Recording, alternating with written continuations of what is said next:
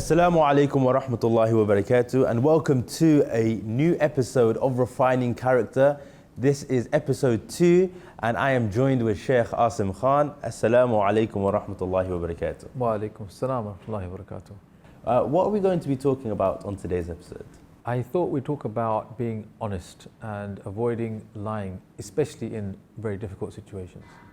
So honesty, it's a very good trait to have, and it's also something that everyone admires, whether you're not Muslim or you are Muslim, obviously. So how do we become honest? Well, I think that we have to be clear as to how bad telling lies is. Like sometimes people try to dumb down or take the edge off the sin by saying, things like, oh, it's just a white lie, it's just a fib, or everybody does it, that kind of thing. So the first starting point is to understand, the Prophet he told us, "Iyyakum al-kadhib." I warn you, or be very wary of lying, because he said lying leads to fujur, which means immorality, and fujur leads to the hellfire, right? So it's like a slippery slope basically that you go down. You tell a little lie, and then you end up having to cover up that lie with the other lies. And that then takes away from your sense of morality, right? You're deceiving people, you're cheating people. And then ultimately, what is that going to do for you in the Day of Judgment? It could get you into a lot of trouble. You could end up having to, go, subhanAllah, to hellfire. May Allah protect us. So being careful about telling the truth in every situation and never justifying telling a lie. I think that's very important. Okay, Jazakallah khair for that, Sheikh. And so just on that, sometimes, when you tell one lie, you just end up, the boy who cried wolf, all of a sudden you start telling other lies as well. And then you get caught in this big web of lies. So, if we're in that big web of lies, how do we get out? Well, I think just being honest with people, even after lying, is an option. Like if you were to tell someone a fib, and then say, I said that, but it's not actually true. It's a bit more like this than that. What you'd find is that you'd get your credibility. People would actually respect you for that. More important than that, inshallah, in the sight of Allah, that sin that you did would be wiped away. So there's no reason why you can't go back on your word if that word was a lie. Mm-hmm. And in fact, that may be the reason why people become more interested in Islam. Like, if you said something and then publicly, I said this, it wasn't really right, it might be like, that was quite risky, telling us that you lied to us. Why did you do that? Yeah, Maybe you'd be like, well, I'm afraid, what am I going to say to God on the Day of Judgment? Because that's going to be written down. They'd be like, what do you mean written down? I say, I believe that there's an angel on this side, an angel on that side, and everything bad I do is going to be written, and then it's going to be in a book, and then on the Day of Judgment, the book's going to be presented to me, and I'm going to be interrogated about that. So you started an amazing conversation which could lead someone to accept Islam, because of a lie. Mm-hmm. I'm not saying that you should tell a lie to create a situation, but you get the point. No, of course. Sometimes, obviously, trying to make up for actions which you were wrongful. It shows great credibility and everything like that. Yeah, sometimes as well you can be careful the way you word things, right? So maybe a work interview. Mm-hmm. Yeah, so that's a good example where people often try to embellish, their skills and talents, maybe on the verge of lying, sometimes even blatantly telling lies. So as a Muslim, you can still sell yourself in that, you try to put across the best version of yourself for that job without lying, but it's just the way you word things. So, that question they ask you, tell us 3 things you wish you could change about yourself. Or no, the other way is, tell us 3 things you're really good at. Okay. As a Muslim, you're thinking, I'm supposed to be a humble person. I can't start by saying, oh, by the way, I'm a genius. And I invented this and I'll do that. And because you're like, as a Muslim, that's not really. But at the same time, you don't want to be selling yourself short. Just completely mediocre. Yeah. I'm okay at most things, jack of all trade, that kind of thing. And that's not going to get you far either.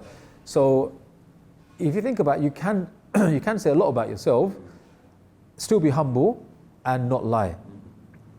Some of these things are borderline. Like somebody wants to say that, when they say, oh, tell us one thing that you wish you could change about yourself. You could say something like, you know what, I'm a bit slow off the back burner. Like, I'm not the quickest to do things. But when I get into things, I'm fully committed. But I wish that, perhaps I could work on that skill. So now what you've done is that you have presented yourself in a good way, and even though it was a question that was supposed to put you down, you've kind of still put yourself forward as a right person, but you haven't lied. You haven't lied about something. Like someone said, well, I used to be addicted to drugs, and I went to rehab and I got over that, and it's part of my life that I feel made me into who I am. You're like, okay, but is that true? No, it's not true. You completely lied about that whole thing, like your life. So as a Muslim, you can't do that, right? But you can still put yourself forward as a good candidate for a job. Correct. Yeah. So Jazakallah khair, thank you. And so just on, for example, obviously we teach the children about the story of Ibrahim alayhi salam. So I get this so often, they turn back and say, but Ibrahim alayhi salam, he lied. So what do we say to that, and what benefits can we take from that as well? Well, I mean, when it comes to lying, there are some exceptions. And when you look at those exceptions, they're very insightful. It tells us a lot about the religion. So the Prophet ﷺ, he said that, when you reconcile between two people, that's not considered lying. What he meant by that is, if two people had a problem, stop talking to each other, you go to one person and say, that person, he feels really bad about what happened. He wishes that he didn't say that, and you know what? If you were to come forward, give him salam, he would definitely come forward and return your salam. Then you go to the other person and say the same thing. That person regrets what they said, and they wish they never had this problem with you. And if you were to give him salam, then he'd definitely return your salam. Though that's not true, the objective is to create unity in the ummah between these two people and the community and everything else. You get an exception. But it's interesting that you're not lying for your own interest now, which is what most people do. They lie to make people think better of them. But you're not lying here to make people think better of you. It's actually to get two people who have fallen out to make up, right? So if you go to the story of Ibrahim alayhi salam, we know that he was in a very dangerous situation when the soldiers of the king came to his house and they said, is this your wife? Had he said yes or anything along those lines, they would have captured her, taken her away, right? So what does he do? In that situation, he said, she's my sister. And the scholars, they say, well, in a way that's true, because she is a sister in faith, right? Though she's his wife as well. But the main reason he said that was because she's going to get killed otherwise. So in that situation, that's completely justified. So it's interesting that on the Day of Judgment, Ibrahim alayhi salam, according to one narration, when people come to him and say, intercede for us, he would say, I can't. And in one narration, because I told a lie, right?